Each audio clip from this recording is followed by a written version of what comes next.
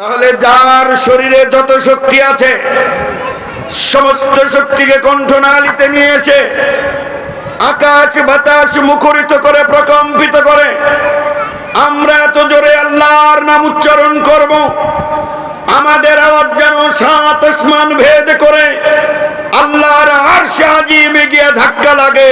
ঠিক আছে? একসাথে চিৎকার করে বলেন নারে তাকবীর, লিল্লাহে তাকবীর। আল কোরআনের আলো, আল হাদিসের আলো, কুরআন আছে যেখানে, কুরআন নাই যেখানে, কুরআন নাই যেই দলে, কুরআন নাই যেই মতে,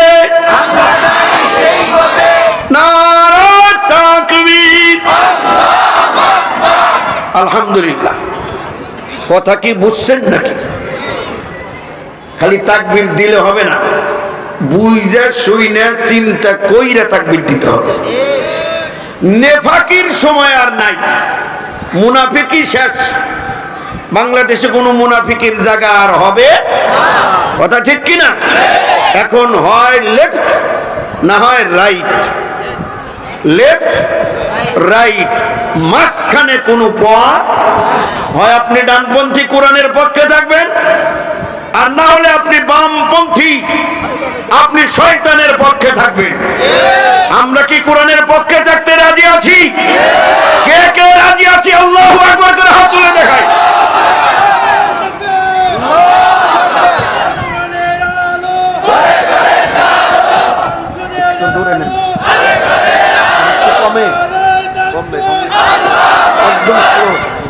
আলহামদুলিল্লাহ।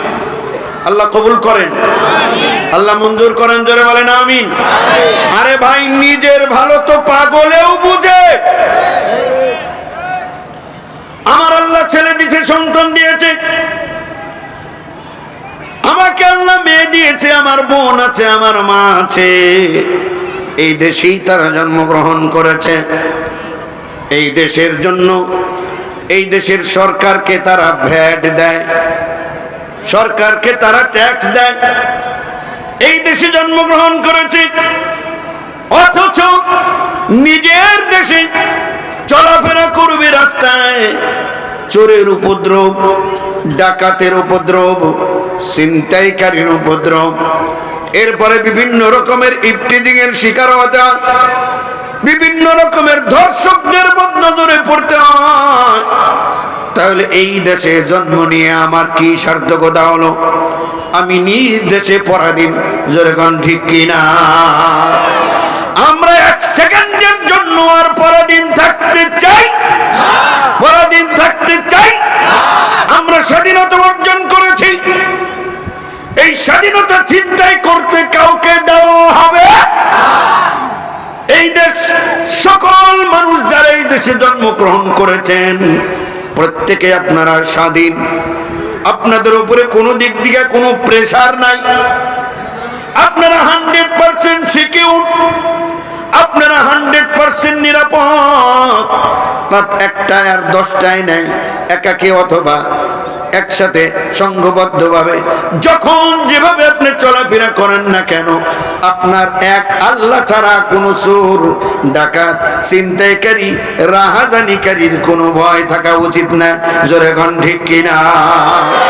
রাস্তায় চলতে গেলে যদি আমি ছিনতাইকারীর ভয় করি, তাহলে কেন আমি সরকারকে ভ্যাট দেব, ট্যাক্স দেব? কথা ঠিক কিনা? আর রাস্তায় চলার সময়, নিজ দেশের রাস্তায় চলার সময় যদি ইফতিজারের ভয় করে, ধর্ষকের ভয় করে, মেয়ে কলেজে ইউনিভার্সিটিতে গেছে, বাবা মা বাড়ির থেকে টেনশন করতেছে, দুশ্চিন্তা করতেছে, না জানি মান সম্মান নিয়ে ফিরে আসতে পারে কি পারে না, এইরকম দুশ্চিন্তা একজন মানুষের অন্তরে যদি থাকে, আপনি রাষ্ট্রপ্রধান যেই হন না কেন, কিয়ামতের দিন আদালতে আখিরাতে আপনাকে অবশ্যই জবাবদিহি করতে হবে, আসামির কাঠগড়ায় দাঁড়াতে হবে, ঠিক কিনা? এই জন্য ভাইরা গুরুত্বপূর্ণ কিছু কথা আমি আপনাদের সামনে আজকে তুলে ধরবো, খুবই মনোযোগ সহকারে কথাগুলো শুনতে হবে। আমরা শুনেছি আজ থেকে 1400 বছর আগে ইতিহাস, 1400 বছর আগের আরব, যেই সময়টাকে ঐতিহাসিকরা ইতিহাসবিদরা বলেছে আইয়ামে জাহিলিয়া। কি বলেছে? আইয়ামে জাহিলিয়া, তার মানে জাহিলিয়াতের যুগ, মূর্খতার যুগ, বর্বরতার যুগ। তাদের মধ্যে কোনো নিয়ম শৃঙ্খলা ছিল না, তাদের মধ্যে কোনো বিধিনিষেধের তারা কোনো পরোয়া করত না, কোনো কিছুরই তোয়াক্কা করত না। কারো বাড়ির সামনে দিয়ে, এই বাড়ির সামনে দিয়ে একজন লোক মাথায় করে কিছু জিনিস বিক্রি করতে করতে যাইতেছে, সাথে সাথে ওই লোকটার হাত থেকে তার মাথায় যা আছে সবগুলো টান দিয়া ঘরের ভিতরে নিয়ে গেছে। এরপরে লোকটা যদি উচ্চবাচ্য করে কোনো কথা বলে, কথা বলার সাথে সাথে তাকে একবার তলোয়ার দিয়ে এক কোবে 2 ডুম করে দিয়েছে। এই অবস্থা দেখার পরে ওই সমাজের অন্যান্য লোক, ওই গোষ্ঠীর অন্যান্য লোক জানা, তারা ভর্ৎসনা করতো না, বরং বাহাবা দিত, এইটাই আমাদের নেতা হওয়ার যোগ্য। জোরে কর নাউযুবিল্লাহ। এই ছিল তাদের সমাজের অবস্থা। লুট তরাস, ছিনতাই, রাহাজানি, খুন ধর্ষণ সীমাহীন হয়ে গেছিল। ওই আরবের মধ্যে কোনো আলো ছিল না, কোন রকমের জ্ঞানের আলো ছিল না, অন্ধকারাচ্ছন্ন মানুষ ছিল। মারামারি, কাটাকাটি, দলাদলি, চুলাচুলি, ডাকাতি, ছিনতাই, রাহাজানি ইত্যাদি করেই তারা বেড়াতো। সভ্যতা তখন যারা ছিল, পারস্য সম্রাট, রোম সম্রাট, রোম সাম্রাজ্য, পারস্য সাম্রাজ্য, তারা এখান দিয়ে আশপাশ দিয়ে গেলেও এই এলাকায় কখনো ঢোকার প্রয়োজন বোধ করে নাই। এই এলাকাকে দখল করতে হবে কখনো তারা চিন্তা করে নাই। তারা চিন্তা করেছে কিছু কিছু বেদুইন, অশিক্ষিত, মূর্খ, অসভ্য, জন্তু জানোয়ারের মতো কিছু লোক এখানে থাকে। এরা জীবনেও আমাদের কোনো ক্ষতি করতেও পারবে না, আর এদের কাছে গিয়েও আমরা শান্তি পাবো না। অতএব এই দিক থেকে গাছ নাই, পালা নাই, পানি নাই, কিচ্ছু নাই, এমন একটা অনুর্বর, অসভ্য, বর্বর মানুষ, এদের কাছে কেউ ভিড়ত না। এদেরকে সমাজে থার্ড ক্লাস মানুষ হিসাবে আখ্যায়িত করে তাদেরকে, তাদের সাথে সবাই দূরত্ব বজায় রেখে চলতো। এভাবে চলতে লাগলো হাজার হাজার বছর।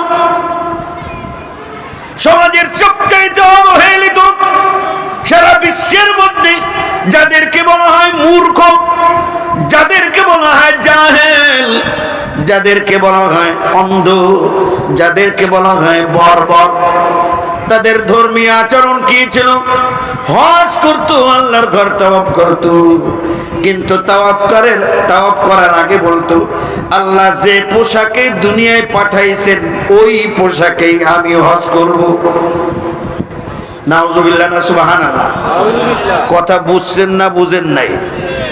আল্লাহ আপনারে কোন পোশাকে দুনিয়ায় পাঠাইছিল? পায়জামা না পাঞ্জাবি, কি গাইতেছিলেন? হ্যাঁ, ড্রেসলেস, কোন পোশাকই ছিল না। তারা বললো আল্লাহর ঘর, এই ঘর যখন তওয়াফ করব গায়ে পোশাক রাখা জায়েজ নাই। নাউযুবিল্লাহ কর। ইবাদতের যদি এই অবস্থা হয়, ইবাদত যারা করে ল্যাংটা হইয়া, অন্যান্য কাজ তারা কিভাবে করে এবার একটু চিন্তা করেন। সব দিক দিয়ে পিছিয়ে, পৃথিবীর সভ্যতা থেকে সম্পূর্ণ দূরে অবস্থান করতেছে, সম্পূর্ণ ডিটাচ, অসভ্য, বর্বর হিসেবে তাদেরকে দূর দূর করে রাখে। ঠিক এই জায়গায় তদানীন্তন সময় পৃথিবীর সবচাইতে মূর্খ, সবচাইতে অন্ধ, সবচাইতে অনভিজ্ঞ, সবচাইতে ডাকাত, এই শ্রেণীর লোকের মধ্যে আল্লাহ রাব্বুল আলামিন মেহেরবানি করে অন্ধকার দূর করার জন্য আলো ঢেলে দিলেন। জোরে কোন সুবহানাল্লাহ। قد جاءكم من الله نور কিতাবুম মুবিন।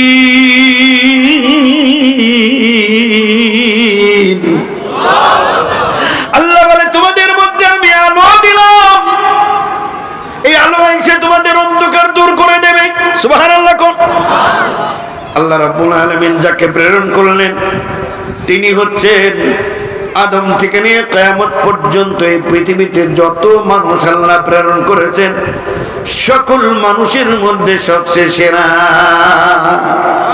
যার চরিত্রের গুড সার্টিফাই আল্লাহ কোরআনে এভাবে করে করেন, ওয়া ইন্নাকা লাআলা খুলুকিন আযীম।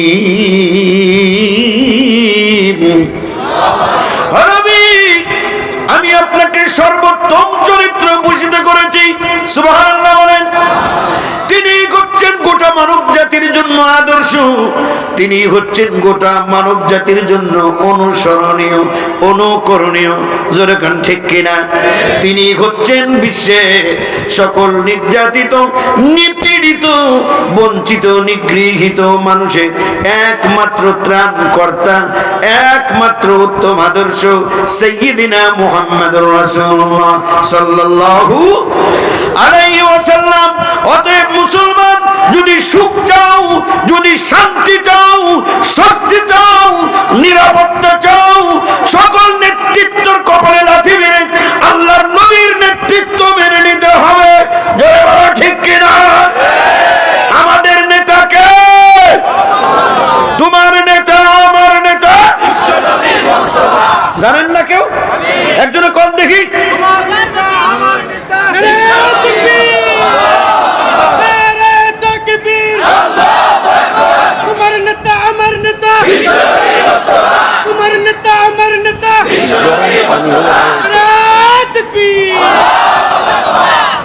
আমার মায়েরা, এই নেতা, বিশ্ব নেতা কোথায় আসলেন? 5 মিনিট পরে আমি যা বললাম কোন জায়গাটা টের পাইছেন? যার মধ্যে কোনো সভ্যতার আলো নাই, যাদেরকে সমাজের মানুষ অচ্ছুত মনে করে তারা দূরে ঠেলে রাখতেছে। সভ্য মানুষের যাতে তাদের কোনো সম্পর্ক নাই, শিক্ষা নাই, দীক্ষা নাই, আচার আচরণ নাই, জ্ঞেয় কিছু অশিক্ষিত মূর্খ লোক। এই লোকগুলোর মধ্যে আল্লাহ রাব্বুল আলামিন যাকে পাঠাইলেন, এবার তার অবস্থা দেখি। উনি জন্ম নেওয়ার আগেই আল্লাহ তাকে দুর্বল করে দিলেন, জন্ম নেওয়ার আগে থেকেই দুর্বল। কারণ হচ্ছে একটা মানুষ, একটা শিশু সন্তান যখন জন্মগ্রহণ করে, জন্মগ্রহণ করার পর দুনিয়াতে এসে সর্বপ্রথম মা বাবা দুইজনের আদর, সোহাগ, ভালোবাসা, স্নেহ পায়। আল্লাহর রাসূল দুনিয়ায় আসার 6 মাস আগেই, অর্থাৎ 6 মাস যখন ওনার গর্ভে, মায়ের গর্ভে যখন 6 মাস, তখনই ওনার পিতা দুনিয়ার থেকে আল্লাহ নিয়ে গেল।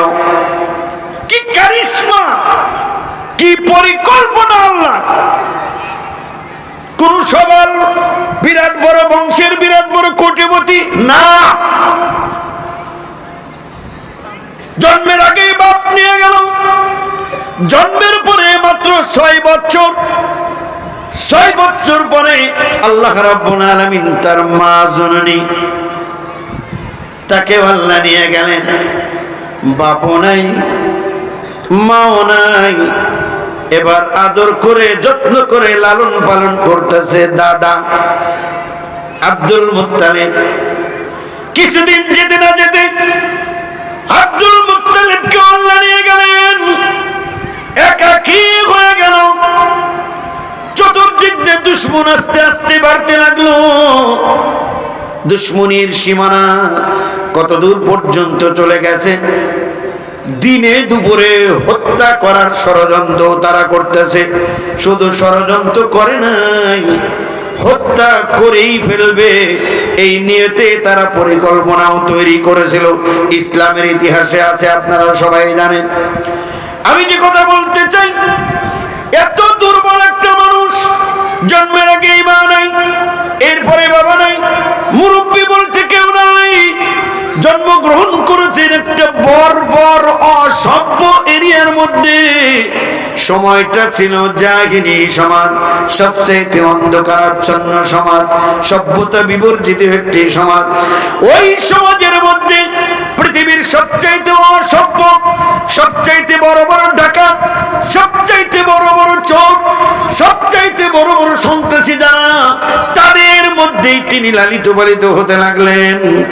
এবার আল্লাহ রাব্বুল আলামিন বলেন, ও মুহাম্মদ সাল্লাল্লাহু আলাইহি ওয়াসাল্লাম, আমি তোমার কাছে এমন একটা পরশ পাথর দেব, ওই পরশ পাথরে ঘষা দিবা, ঘষা দিবা, ওই পরশ পাথরে যাকেই ঘষা দিবা, 1000 বছরের জং পড়া লোহা হলেও জং পরিষ্কার হয়ে খাঁটি স্বর্ণে রূপান্তরিত হয়ে যাবে। জোরে কোন সুবহানাল্লাহ। কবি বলেন, উতর কর গারে হেরাস সুয়ে কওম আয়া, उतर कर गार हैरा से सूए कौम आया और एक नुस्खे कीमिया सतलाया। गार हयात के আল্লাহর নবী সাল্লাল্লাহু আলাইহি ওয়াসাল্লাম তার কওমের কাছে যখন ফিরে আসলেন, কি নিয়ে আসলেন? কবি বলেন, এক নুসখায়ে কিমিয়া, একটি পরশ পাথর নিয়ে আসলেন। ওই পরশ পাথরে যখন ঘষা দেওয়া হলো, এর সাথে সংস্পর্শে যারা আসলো, আসার সাথে সাথে যারা ছিল পৃথিবীতে সবচাইতে অসভ্য, অমুসলমান ভালো করে শুনতে হবে, যারা ছিল এই পৃথিবীতে সবচাইতে অসভ্য, গোটা পৃথিবী সভ্যতার উস্তাদ হয়ে গেল একজন। জয় কন্যা সুবহানাল্লাহ। যারা ছিল নারীদের সতীত্বের জম, তারা এখন রাত জেগে জেগে নারীদের ইজ্জত আবরুর পাহারাদার হয়ে গেল। যারা ছিল বড় বড় চোর, তারা এখন চুরির বিরুদ্ধে আন্দোলন করতে লাগলো, চুরি চিরদিনের জন্য খতম করে দিতে লাগলো। আমার ভাইয়েরা, এমন একটা অবস্থা তৈরি হয়ে গেল, পৃথিবীর সবচাইতে অন্ধ জায়গা, এই জায়গা এখন গোটা পৃথিবীতে আলো বিতরণ করতে লাগলো। জোরে কোন সুবহানাল্লাহ। কি সেই পরশ পাথর, কিসের মাধ্যমে এত শক্তি তারা অর্জন করলো? সেই পরশ পাথর আর কিছুই নয়, সেটার সম্পর্কে আল্লাহ নিজে বলেন, কিতাবুন আনজালনাহু ইলাইকা লিতুখরিজান নাসা মিনাল যুলুমাতি ইলান নূর।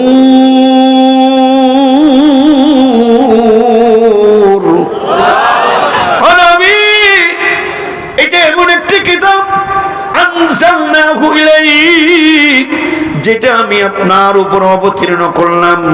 কি জন্য অবতীর্ণ করলাম? এই কারণে অবতীর্ণ করলাম, লিতুখরিজান নাসা মিনাল যুলুমাতি ইলান নূর। এই কিতাব দ্বারা এই অন্ধকারাচ্ছন্ন মানুষগুলোকে, যারা অন্ধকারে পথ খুঁজে পাচ্ছে না, হাতড়ে মরছে, এদেরকে অন্ধকার সমূহ থেকে আলোর দিকে নিয়ে যেতে হবে, জাহান্নামের পথ থেকে জান্নাতে নিয়ে যেতে হবে। অসভ্য বর্বরদেরকে সভ্যতার উস্তাদ তৈরি করতে হবে। জোরে কোন সুবহানাল্লাহ। এবার আমি বলি, আমাদের দেশে অন্ধকার আছে না নাই? আমাদের দেশে অন্ধকার আছে না নাই? আমাদের দেশে চুরি আছে না নাই? আমাদের দেশে ছিনতাই আছে না নাই? আমাদের দেশে ডাকাতি আছে না নাই? আমাদের দেশে ধর্ষণ আছে না নাই? তবে ঘুষ বন্ধ হয়ে গেছে। ঘুষ আছে, সুদ আছে, দুর্নীতি সবই আছে, সবই আছে। তবে ওই যুগের সাথে এই যুগের একটু বেশ কম আছে। ওই যুগে যারা চুরি করত, তারা কি আয়ে পাস না বিয়ে পাস ছিল? কি তারা ছিল মূর্খ। আর এই যুগে যারা চুরি করে, যে যত বেশি পাসতে তত বড় চোর। বিদেশ থেকে ডিগ্রি নিয়ে আসছে, লন্ডন থেকে অক্সফোর্ড ইউনিভার্সিটি থেকে বড় বড় ডক্টরেট ডিগ্রি নিয়ে আসছে, আইসা সচিবালয়ের চাকরি পাইছে। কলমের খোসা দিয়ে এত এত কোটি টাকা তারা চুরি করে, গোটা দেশের শেষরা চোর 10 বছরেও সবাই মিলা করতে পারবে না একজনে যে চুরি করে, ঠিক কিনা? তাহলে বড় চোর কি মূর্খ না শিক্ষিত? শিক্ষিত। এই শিক্ষা কি শিক্ষা? এই শিক্ষা হলো কুশিক্ষা। কি শিক্ষা? কুশিক্ষা। সুশিক্ষায় শিক্ষিত ব্যক্তি চুরি করতে পারে না, জোরে কোন ঠিক কিনা? কুশিক্ষা, যেই শিক্ষার ভিতরে কোরআন নাই ওইটাই হলো কুশিক্ষা, ঠিক কিনা? এবার আমার সাথে কথা বলেন, এই সমাজ অন্ধকার মুক্ত হোক, আলোকিত হোক, আপনারা কি চান? সন্ত্রাস মুক্ত হবে, দরজা খুলে মানুষ ঘুমাবে, ধর্ষণ থাকবে না, ছিনতাই থাকবে না, রাহাজানি থাকবে না, খুন থাকবে না, কোন রকমের অন্যায় অনিয়ম থাকবে না। আমরা প্রত্যেকেই এক একজন এই দেশের মানুষ, নাগরিক। সম্মানের সাথে আমি আমার এই নাগরিকত্বের অধিকার আমি আদায় করব, সম্মানের সাথে আমি বসবাস করব। এইটা যদি চাই তাহলে সুশিক্ষার কোনো বিকল্প নাই। আর ওই সুশিক্ষা হচ্ছে আল্লাহর কোরআনের শিক্ষা। সুবহানাল্লাহ বলেন। গত 15টি বছর যাবত আমার স্কুলে, আমার কলেজে, আমার ইউনিভার্সিটিতে, আমার প্রাইমারি লেভেল থেকে শুরু করে শিক্ষার সকল স্তরে আল্লাহর কোরআনকে ধুয়ে মুছে শেষ করে দেওয়া হয়েছে, ঠিক কিনা? আমার প্রাইমারি স্কুলে কি কোরআন আছে? আমার হাই স্কুলে কোরআন পড়ানো হয়, আমার কলেজে কোরআন পড়ানো হয়, আমার ইউনিভার্সিটিতে কোরআন পড়ানো হয় না। দেখাই তো পূর্ব পাকিস্তানের সর্বপ্রথম 100% ছাত্র ছাত্রীরা অবস্থান করে লেখাপড়া করে আবাসিক বিশ্ববিদ্যালয় জাহাঙ্গীরনগর ইউনিভার্সিটি, সেখানকার ছাত্র দর্শনের সেঞ্চুরি করে উদযাপন করেছে, বলেন ঠিক কিনা? এই ধর্ষকদের ঝাঁটে বিদায় করতে হবে। আল্লাহর পক্ষ থেকে বিচার হয়েছে, তারা বিদায় হয়েছে, কথা ঠিক কিনা? এবার আমাদের সজাগ সচেতন থাকতে হবে। এই ধরনের কোন ধর্ষক, কোন প্রতারক, কোন দুর্নীতিবাদ, কোন চাঁদাবাদ, কোন ধান্দাবাদ বাংলার জমিনে যেন মাথা উঁচু করে দাঁড়াতে না পারে, জোরে বলেন ঠিক কিনা? আমরা এ জাতি আর গোলামীর জিঞ্জির পড়তে চাই, গোলামীর জিঞ্জির পড়তে চাই। বহুত গোলামি আমরা করেছি। আমার স্কুলে কোরআন নাই, জীবনে উঠে জিজ্ঞাসা করলেন না কোরআন নাই কেন? স্কুলের স্যারের বেতন দেয় কে? সরকার। এই সরকার কইয়াই তো মরছেন। স্যারদের বেতন দেয় কে? কন্যাকে আমি দেই। কয় হুজুর আমার কাছে তো জীবনেও চায় নাই। স্যারগো বেতন দেওয়ার সময় আমার কাছে জীবনেও টাকা চায় নাই। টাকা তোমার কাছে চাউন লাগবো কে? আলু কিনবার যাও না, হ্যাঁ? আলু কিনতে যাও 20 টাকা, 80 টাকা। তোমার কাছে টাকা চাউন লাগবো নাকি এক্সট্রা? মোবাইল কিনতে যাও, কলম কিনতে যাও, টুপি কিনতে যাও, ওইখানেও আছে ট্যাক্স, ভ্যাট, কারেন্ট বিল। ওই টাকাটা ছিল কয় টাকা হইছে? 100 টাকা বিল দিলে চলতো, এখন 1400 ইউন লাগে। যদি আরো 10 বছর থাকতো তাহলে 2000 হয়ে যাইতো, কথা ঠিক কিনা? তোমার কাছে চাউন লাগবে না। কিন্তু জাতিরে মূর্খ বানাইয়া ভুলে রাখছে যে না, তোরা কিছু না, আসলে আমরা না, মানে আমার দেশ। আমি টাকা দেই, আমি পয়সা দেই, আমার টাকায় শিক্ষকের বেতন, আমার টাকায় স্কুলের বিল্ডিং, আমার টাকা বই কলম খাতা সব। অথচ আমার ছেলে কেন কোরআন পড়তে পারে না? জবাব চাই, জবাব দিতে হবে, ঠিক কিনা?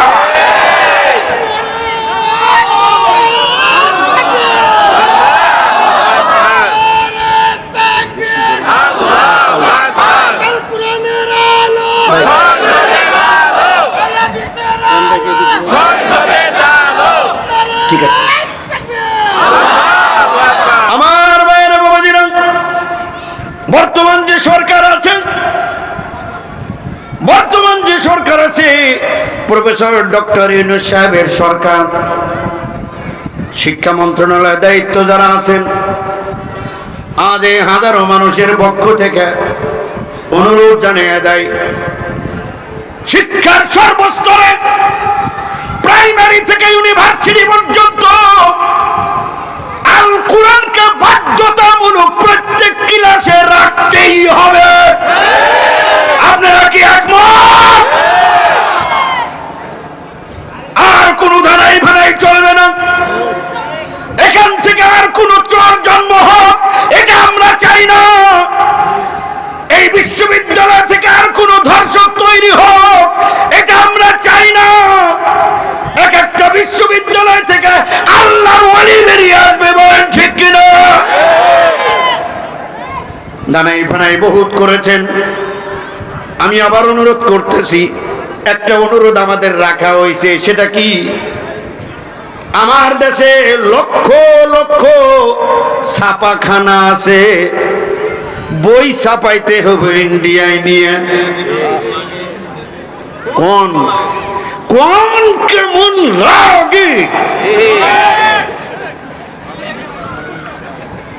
এবার বই ছাপাইছে আমাদের দেশের থেকে, এই যে পোস্টার ছাপাইছে, এটা বোঝা যায় না, এটা সুন্দর হয় না। এই জন্য তো মাঝে মাঝে কইতো যা দিছি, জীবনেও ভুলতে পারবে না, কথা ঠিক কিনা? যা দিছি, কি বাকি আছে কি দেওয়ার?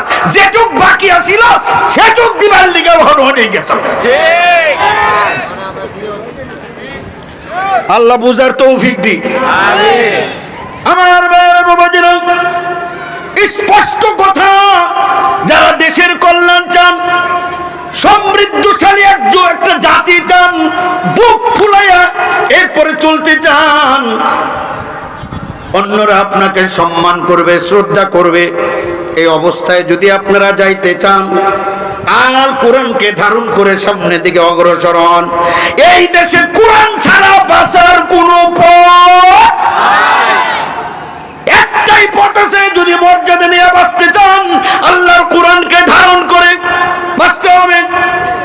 কবি নজরুল বলে গেছে, ভয় নাই তোর বুকেতে তাবির, বাধা যে আছে পাক কোরআন।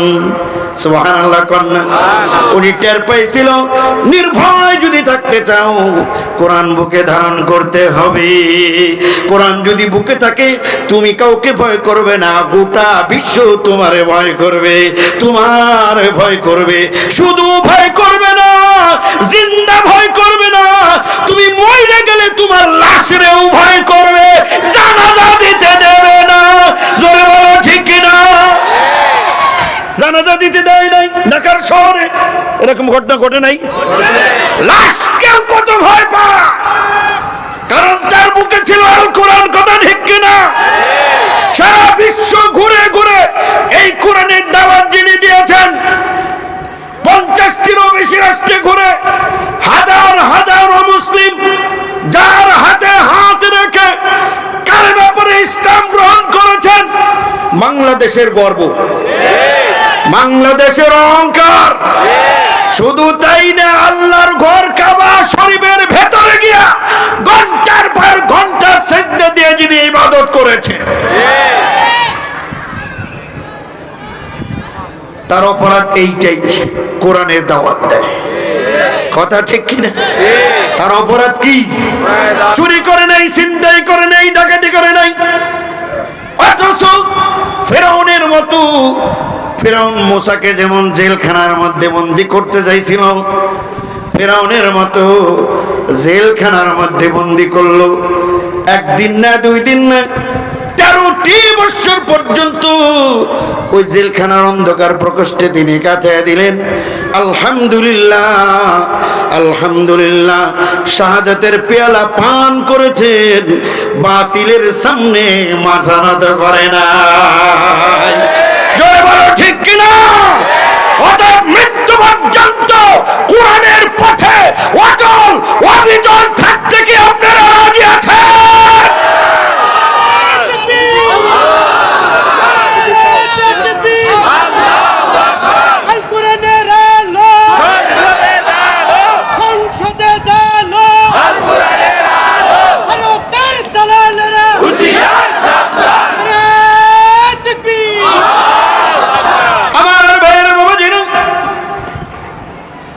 ওই কোরআনটা এখনো আমাদের কাছে আছে। এত পিছিয়ে থাকা, এত দুর্বল, এত অসভ্য, এত বর্বর মানুষগুলোকে যদি তারা পৃথিবীর শ্রেষ্ঠ মানুষের রূপান্তরিত করতে পেরেছে, পৃথিবীর উস্তাদ বানাইছে, সভ্যতার উস্তাদ, সুবহানাল্লাহ কোন না? এই পৃথিবীতে বর্তমানে সভ্যতা বলতে যা দেখছেন, ওই লোকগুলোর হাতে নির্মিত বিনির্মিত। জোরে কন্যা সুবহানাল্লাহ। এই ভারত উপমহাদেশ, এই ইসলামওয়ালারা 850 বছর শাসন করেছে একটানা, একটানা 850 বছর পর্যন্ত শাসন করেছে। একটা মন্দির জীবনেও ভাঙ্গে নাই, একটা হিন্দুর গায়ে অন্যায় ভাবে আঘাত করে নাই, একটা বৌদ্ধ খ্রিস্টানের উপরে নির্যাতন করে নাই। কারণ কোরআন তাদের বলে দিয়েছে, লাকুম দীনুকুম ওয়ালিয়া দীন। তাদেরকে তাদের কাজ করতে দাও, তুমি তোমার কাজ করো, তাদের জন্য তাদের দিন, তারা তাদের আদর্শ মানুক, তুমি তোমার আদর্শ মানবা। তোমার কাজ হচ্ছে শুধু দাওয়াত দেওয়া। ওয়াকুলিল হাক্কু মির রাব্বিকুম ফামান শাআ ফালইউমিন ওয়া মান শাআ ফালইয়াকফুর। তুমি শুধু দাওয়াত দিবা, যে চায় তোমার দাওয়াত কবুল করে ঈমান আনবে, আর যে চায় না সে কুফরি করবে, অস্বীকার করবে। কিন্তু লাস্তা আলাইহিম বিমুসাইতির। আল্লাহ কিন্তু, আল্লাহ বলে, নবী তোমারে আমি দারোগা বানায়া পাঠাই নাই, জোর করে কাউকে ইসলাম কবুল করতে তুমি বাধ্য করতে পারবা না। এই কোরআনের আদর্শ, ইসলামের আদর্শ বাস্তবায়ন করতে গিয়ে এই 850 বছরের মধ্যে এদেশে হিন্দুরা ব্যবসা করেছে, বাণিজ্য করেছে, বড় বড় জমিদার এক একজন হয়েছে, হিন্দুদের কোনো ক্ষতি হয় নাই। মুসলমানরা যদি এই যে মোদি পাঠার মতো হইতো, মোদির মতো যদি হয়তো হিংসুক পরমাৎসহিষ্ণ, যদি মোদির মতো যদি হয়তো এরকম আচরণ, এই বিশ্বে না, এই উপমহাদেশে Pakistan, Bangladesh, India, Burma, Myanmar, এই সব জায়গা দিয়ে একটা হিন্দু খুঁজে পাওয়া যেত না। 850 বছর, কত বছর? 850 বছর 8 জনও খুঁজে পাওয়া যাইত না। মোদির মতো হিংস্র জন্তু যদি থাকতো, কথা ঠিক কিনা? আবার ধর্মকর্মের কথা বলে, কপালের মধ্যে তিলক লাগায়, নিজে নাকি আবার একজন হিন্দু ধর্মের পীর সাহেব, গোসাই, হিন্দু ধর্মের ধ্যানকারী। ও ধ্যান করে পাইছে মুসলমান যেখানে আক্রমণ হবে সেখানে। জোরে কোন ঠিক কিনা?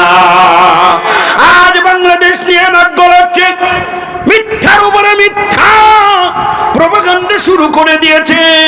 বাংলাদেশে নাকি হিন্দুদের মাইরে শেষ করে দেওয়া। জোরে কোন নাউজুবিল্লাহ। এলাকায় হিন্দু নাই, এলাকায় হিন্দু আছে কিনা? কোন হিন্দুর কেউ কি মারতেছে? একটু জিজ্ঞেস করেনি হিন্দুরে কেউ মারতেছে কিনা? হিন্দুর বাড়িঘর জ্বালাইছে কিনা? এই জন্য বর্তমান সময় এদেশের হিন্দু যারা, তাদেরও উচিত হবে, তাদেরও চিন্তা থাকতে হবে, তারা যেন ময়দানে এসে ঘোষণা দেয় মোদি হলো 1 নম্বরের মৃত্যু, আমাদেরকে বিপদে ফেলানোর জন্য এই ধরনের মিথ্যা কল্পকাহিনী তারা বলে বেড়াচ্ছে। আসলে আসলে ব্যাপার হলো এই দেশে হিন্দুরা জামায় আদর পায়া রয়েছে, ঠিক কিনা? তাদের পূজা পার্বণে এই দেশের মুসলমানেরা তাদের ঘর বাড়ি বাহানা দেয়, তাদের পূজা পার্বণে তাদের মণ্ডপ, তাদের পূজার ঘরগুলো সেগুলো আমরা পাহারা দেয়া রাখছি। কোন দিক দিয়ে তাদের উপরে কোনো নির্যাতন নিপীড়নের নাম গন্ধ নাই, কিন্তু অবস্থা নেই। ভারতের প্রচার প্রচারণা দেখে মনে হয় বাংলাদেশের সব হিন্দু শেষ হয়ে গেছে। আর এইটা বাস্তবায়ন করার জন্য মোদির সেই অভিযোগ, এটাকে সত্য প্রমাণ করার জন্য বাংলাদেশে ইসকন নামে আর একজন দাঁড়ায় গেছে। জোরে কোন ঠিক কিনা? এই